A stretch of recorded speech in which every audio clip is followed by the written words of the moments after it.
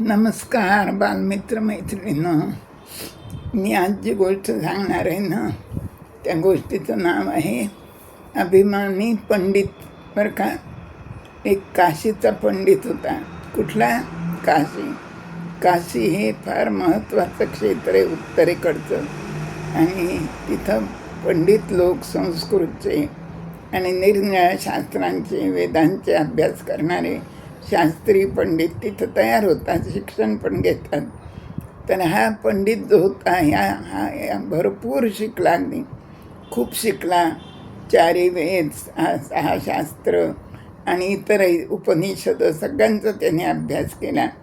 आणि त्यावेळी काय पद्धत होती, खंडन आणि मंडन करायचं, वादविवाद करून.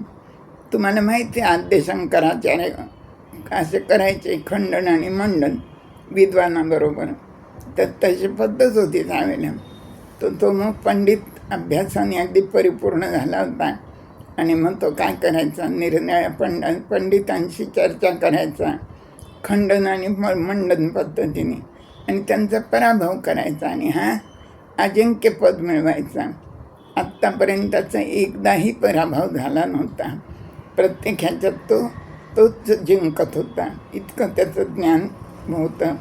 मग शेवटी काय झालं, त्या ज्ञानाचा त्याला गर्व झाला ना, खूप गर्व झाला की मी फार ज्ञानी आहे, मी मोठा पंडित आहे आणि मी सगळ्यांना हरवतो, मला कुणी पण हरवू शकत नाही, अशी त्याच्या मनाची भावना झाली.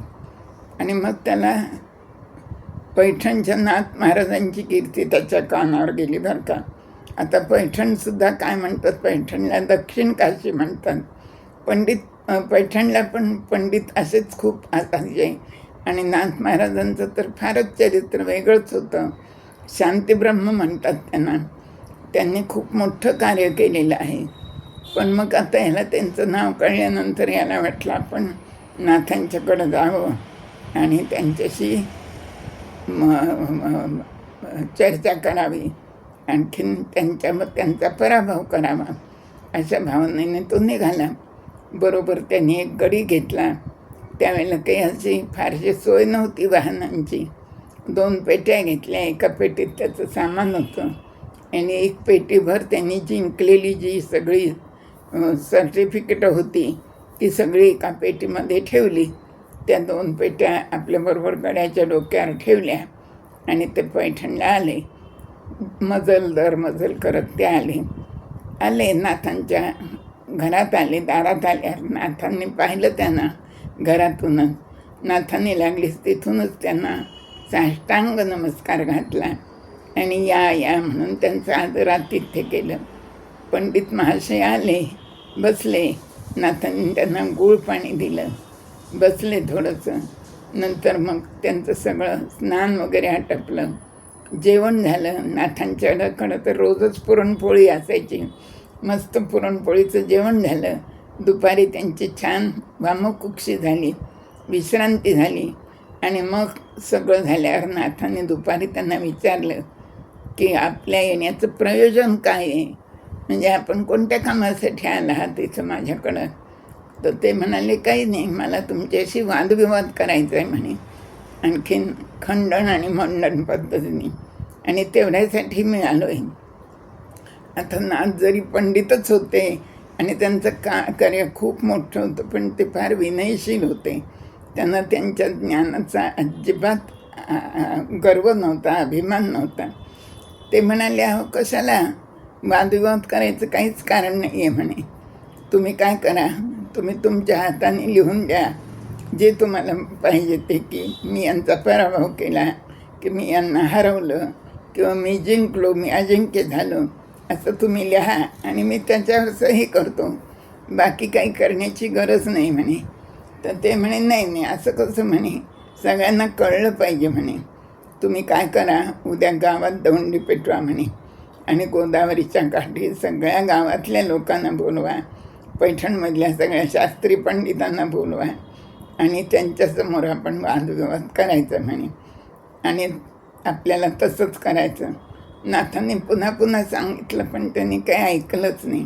शेवटी नाथांचा नाईलाज झाला आणि मग नाथांनी ठरवलं. मग त्याप्रमाणे त्यांनी दुसऱ्या दिवशी गावात दौंडी पेटवली. गोदावरीच्या काठी मोठा मांडव घातला आणि ठरलेल्या वेळेला हा सगळा गोदावरीच्या काठी पैठणमधले सगळे लोक जमा झाले. आचार्य, पंडित, शास्त्री आणि गावातले सगळे लोक आणि सगळे बसले. आता चर्चेला सुरुवात करायची. नाथाने त्यांना उच्चासन दिलं. ते पंडित आले होते काशीहून त्यांना, आणि नाथ त्यांच्या पायापाशी बसले. तर ह्याला मनातनं फार बरं वाटलं अगदी. वा वा म्हणे, माझा अधिकारच आहे उच्चासनावर बसायचा आणि नाथांनी माझ्या पायाशीच बसलं पाहिजे म्हणे. त्यांची तीच लायकी आहे. कारण हा अभिमान होता ना, ताठा होता त्याला, गर्व. तर मग असं त्याच्या मनात विचार आला आणि तो अगदी ऐटीत बसला. मग म्हणून थोड्या वेळाने तो म्हणाला, चला म्हणे आता करूया सुरुवात. नाथ म्हणाले, ठीक आहे करा म्हणे सुरुवात.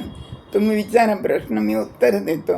नाही नाही म्हणे, तसं नाही म्हणे, तुम्ही प्रश्न विचारा मग मी उत्तर देतो म्हणे. पहिल्यांदा तुम्ही विचारा. नाथ म्हणाले, अहो कशाला एवढं करता, एवढं करण्याची काहीच गरज नाही आहे. पण तो काही ऐकायला तयारच नाही आणि त्याने आग्रह धरला. मग नाथाने त्याला प्रश्न विचारला बरं का. तर तो श्लोक काही मी तुम्हाला सांगत नाही, पण त्या श्लोकाचा अर्थ असा होता की धन्य तुझी माता, धन्य तुझा पिता, जिच्या पदरी असा ज्ञानमार्तंड जन्माला आला, असा तो श्लोक होता. तर त्याचा अर्थ होता. तर म्हणे, करा तुम्ही आता याचं खंडन करा. खंडन करायचं म्हणजे सगळं खोडून काढायचं, तो अर्थ बरोबर नाही असं सांगायचं. आता तो पंडित बुचकळ्यात पडला ना. त्याला वाटलं नाथ काहीतरी वेदातलं, उपनिषदातलं, तत्त्वज्ञानातलं कुठलं तरी काहीतरी सांगतील आणि त्याच्यावर आपण वादविवाद करू. पण नाथाने जो प्रश्न विचारला तो इतका साधा होता की तो कसं काय सांगणार होता की माझी आई काही चांगली नाही आहे, कुलट आहे, वाईट आहे, असं थोडंच सांगू शकतो तो. किंवा माझे वडील पण काही चांगले नाही आहेत, ते काही घरात बरोबर वागत नाहीत, ते काही घरात लक्ष घालत नाहीत, वडिलांविषयी पण तो असं सांगू शकत नाही. आणि मी काही ज्ञानमार्तंड म्हणजे ज्ञानसूर्य, मी काही ज्ञानमार्तंड नाही आहे, मी अज्ञानीच आहे, असं तो कसं स्वतःला म्हणेल. त्यामुळे त्याला काही उत्तरच देता येईना. तो गडबडला बरं का. मग आता काय करायचं. मग 5 मिनटं जरा तो घाबरल्यासारखं झालं. मग त्याने डोक्याची पगडी बिगडी जरा हलवल्यासारखी केली, थोडासा विचार केला आणि मग त्याच्या लक्षात आलं की नाथ खरोखरच ज्ञानी आहेत आणि त्याने आपल्याला पेचात पकडलं आणि त्यांनी विचारलेल्या प्रश्नाचं उत्तर आपल्याजवळ काही नाही आहे. त्यामुळं मग त्याने काय, तो उठला, आपल्या डोक्यावरची पगडी काढली आणि नाथांच्या पायावर ठेवली आणि नाथांच्या पायावर आपलं डोकं ठेवलं आणि ढसा रडायला लागला आणि नाथांची क्षमा मागितली. आणि नाथांना म्हणाला की मी पुस्तकी ज्ञानाने पंडित झालो म्हणे आणि मी आत्तापर्यंत इतके वादविवाद केले, इतक्या पंडितांना हरवलं, एवढ्या सभा जिंकल्या, पण तुम्ही जे मला सांगितलं प्रॅक्टिकल ज्ञान, ते मी कधीच आयुष्यात त्याचा अभ्यास केला नाही आणि तुम्ही मला हरवलं आणि मला क्षमा करावी आणि मला तुम्ही आपला शिष्य म्हणून माझा स्वीकार करावा, अशी मी तुम्हाला विनंती करतो. नाथ महाराज कनवाळूच होते, संत दयाळूच असतात.